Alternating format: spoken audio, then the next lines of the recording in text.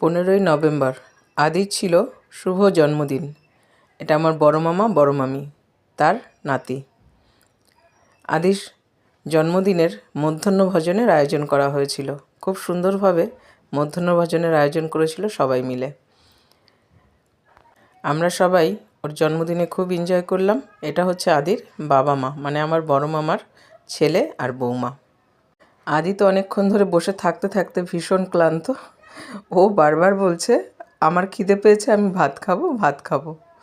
সেই জন্যেই ওর মা ওকে এখন একটু কিছু খাইয়ে দেবে। এই সব কিছু মিলিয়ে ওকে এখন একটু খাইয়ে দেওয়া হচ্ছে। আমরা সবাই খুব এনজয় করেছি ওর জন্মদিনে। আদি আমাদের সবার ভীষণ প্রিয়।